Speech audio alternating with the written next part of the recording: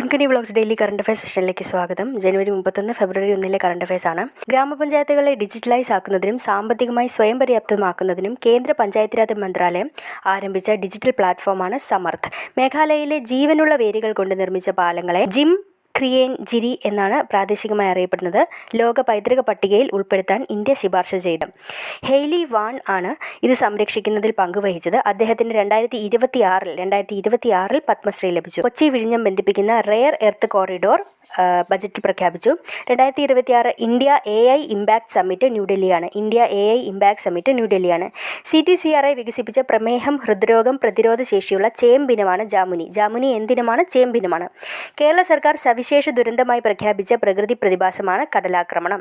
2016 മുതൽ 22 വരെയുള്ള തമിഴ്നാട് സംസ്ഥാന ചലച്ചിത്ര അവാർഡുകൾ പ്രഖ്യാപിച്ചു. മലയാളി താരങ്ങൾ കീർത്തി സുരേഷ്, മഞ്ജു വാര്യർ, അപർണ ബാലമുരളി, ലിജോ മോൾ, നയൻതാര. 2026 തദ്ദേശ സ്വയംഭരണ ഓംബുഡ്സ്മാനാണ് മാത്യു പി തോമസ്. 2026 G7 ഉച്ചകോടി വേദി ഫ്രാൻസാണ്. സ്കൂളുകളിൽ ആർത്തവ ശുചിത്വ സൗകര്യം ഉറപ്പാക്കുന്നത് മൗലിക അവകാശമാണെന്ന് പ്രഖ്യാപിച്ച കോടതിയാണ് സുപ്രീം കോടതി.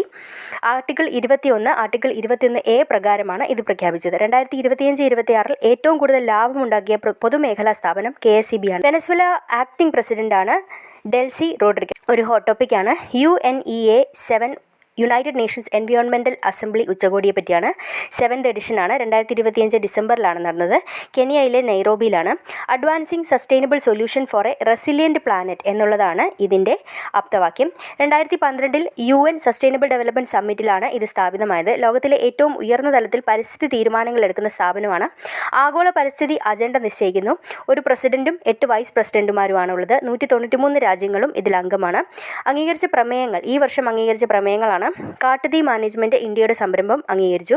രാസമാലിന്യ മാനേജ്മെൻറ്റ് അംഗീകരിച്ചു. പവിഴപ്പുറ്റ് ഹിമാനി മാനേജ്മെൻറ്റ് അംഗീകരിച്ചു. AI സുസ്ഥിര ഉപയോഗം അംഗീകരിച്ചു. 2025 ഉപഗ്രഹ നിർമ്മാണത്തിൽ ഗ്രൗണ്ട് സ്റ്റേഷനുകൾക്കായി ഒരു സമർപ്പിത ബഹിരാകാശ നയം ആരംഭിച്ച ആദ്യ ഇന്ത്യൻ സംസ്ഥാനമാണ് ഗുജറാത്ത്.